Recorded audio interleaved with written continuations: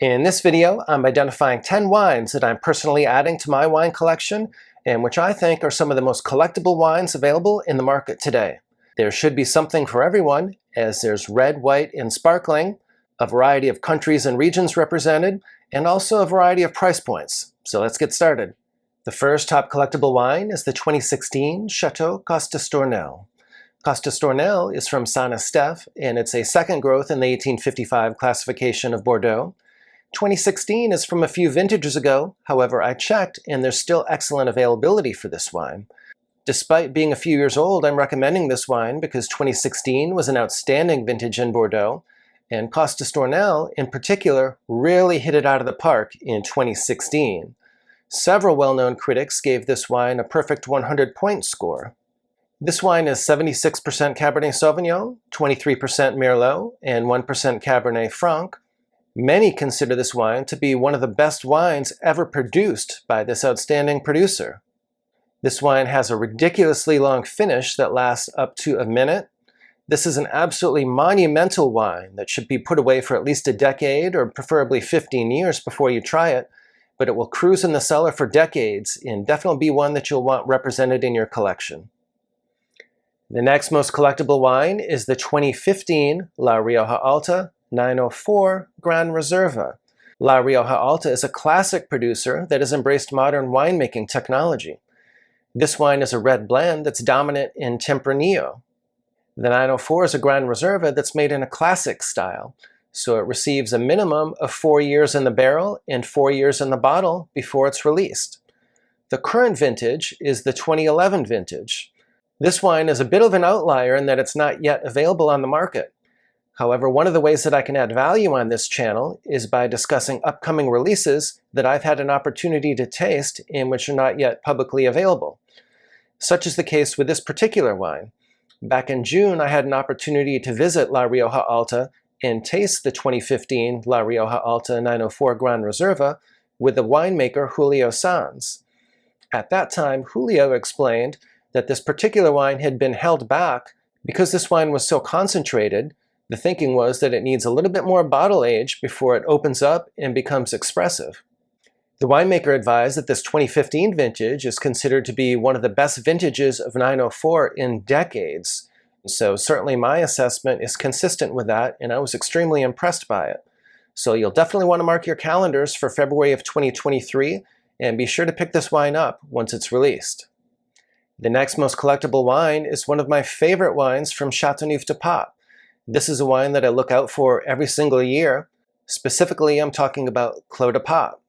The 2019 Clos de Pape in particular can be had for around $120 a bottle in the United States, perhaps a little bit less than that if you buy in quantities of 6 or more, if you find a sale, or if you're located in Europe. The 2019 Clos de Pape is particularly well done given the drought-like conditions that existed in Châteauneuf in 2019. This wine comes from fruit that's grown on vines that average 30 to 40 years of age. The blend is the traditional blend for Clos de Pape, which consists of 65% Grenache, 20% Mourvèdre, 10% Syrah, and 5% of other permitted varietals. The alcohol by volume is a little bit elevated, somewhat similar to the 2016 vintage. However, it does carry it well, and this is a very well-balanced, harmonious wine. If you're a fan of Châteauneuf-du-Pape and Clos de Pape, you will definitely want to make sure to pick some of this wine up for your cellar. The next most collectible wines are the 2016 Produttore del Barbaresco Reservas. As Barbarescos, these wines are 100% Nebbiolo. Produttore is a well-known cooperative, but even though it's a cooperative, it's one that's extremely quality-focused. So I've often found that these wines can be some of the best values in all of Piedmont, and certainly they're Barbarescos that are available for a fraction of the cost of some of the other top Barbarescos. In other videos, I've recommended the classic 2016 Produttore del Barbaresco, but in strong vintages like 2016, and 2016 was absolutely phenomenal, Produttore also makes 9 single vineyard wines. The Produttore policy is either to make all 9 single vineyard wines in a particular vintage or not to make any of them at all. My personal favorite is the Acili. However, they're all well worth pursuing. Oftentimes on release, they're available in the United States for about $65 to $75. certainly less than that in the EU. These wines were released earlier this year, however, so if you've not already secured your allocation of these wines, you may very well want to check around to see if you can locate some. I think you'll definitely be well rewarded if you put some in your cellar. If you're interested in wine recommendations, wine collecting strategies, and learning more about wine, please do subscribe to my channel. I've been collecting wine for more than 15 years and also have a level 4 diploma from the WSET. So I have both formal certification as well as substantial practical knowledge from the School of Hard Knocks.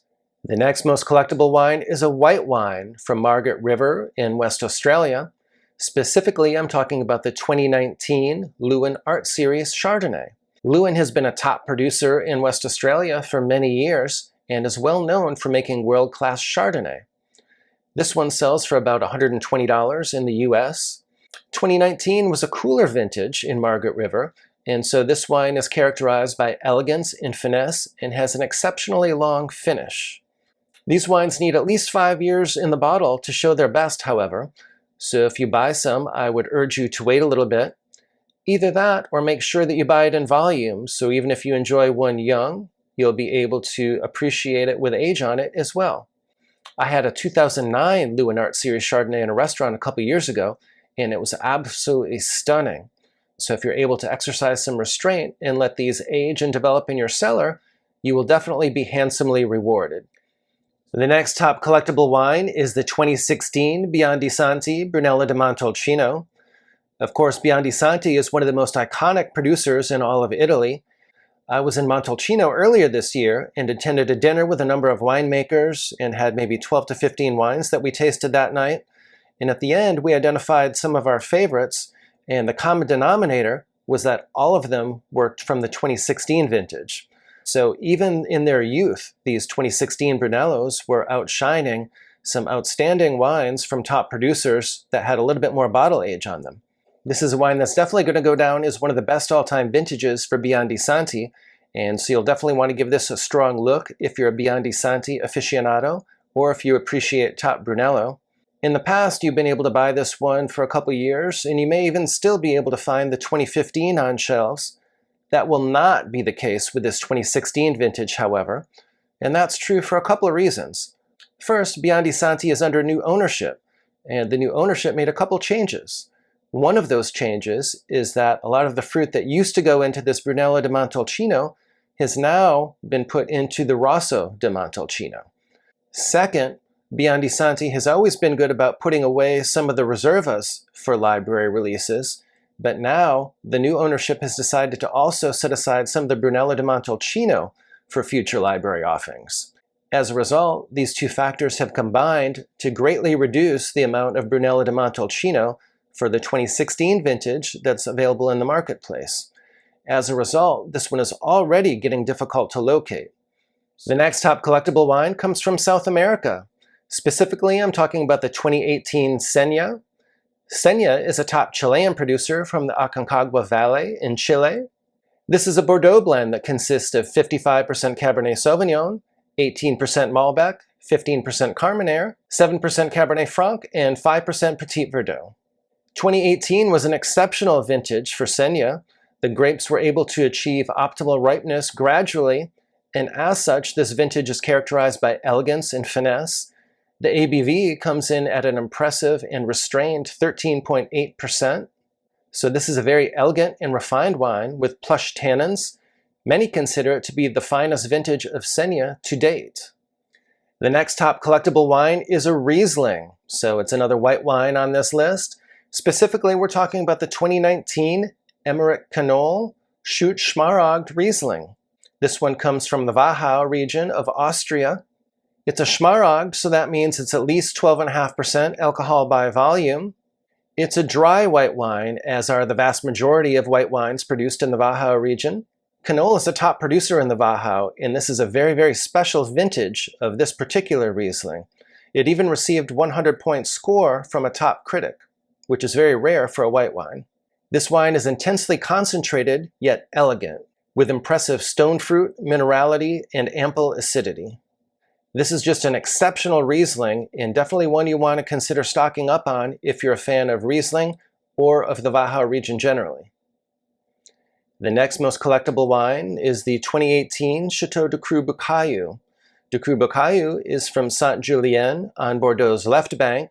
It was a second growth in the 1855 classification of Bordeaux and is widely considered to be a super second as well.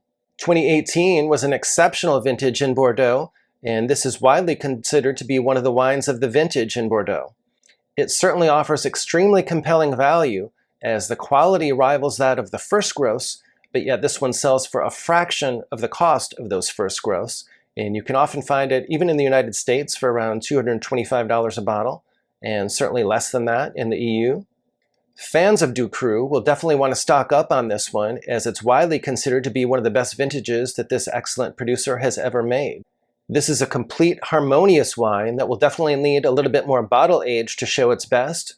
You could probably check in on it in another 5 to 6 years if you have multiple bottles, but otherwise I would make sure to give it at least 10 years or so. The next most collectible wine is the 2012 Dom Pérignon Champagne. 2012 was an exceptional vintage in Champagne, and the 2012 vintage is already being compared to classic vintages such as 1990, 1996, and 2008. These classic vintages are always in the most demand by collectors and always tend to appreciate the most in price. In my view, they're also some of the most enjoyable champagnes. So regardless of your motivation, you'll definitely want to consider buying the 2012 vintage of Dom Pérignon. This particular vintage is an almost equal blend of Pinot Noir and Chardonnay. It comes in at 51% Pinot and 49% Chardonnay. Unlike Krug, Dom Pérignon never uses Meunier in its blend. I've spoken with a number of retailers, and they have told me that this 2012 is already somewhat limited. Specifically, it's getting very, very difficult for them to order this wine and get more of it in stock. So I suspect what's going on is that because it's such an outstanding vintage, Dom Pérignon is holding back a much larger percentage of this wine than usual for its library release program in the P2 and the P3 series. So what that means is if you haven't purchased this wine yet and you're interested in doing so, you'll definitely want to check sooner rather than later, as the inventories are already much lower than they were earlier this year. Also notice that prices have gone up already about 10% or so for this wine. If you're a wine collector and want more of my insights regarding wine collecting, please be sure to check out my video on 12 wine collecting strategies.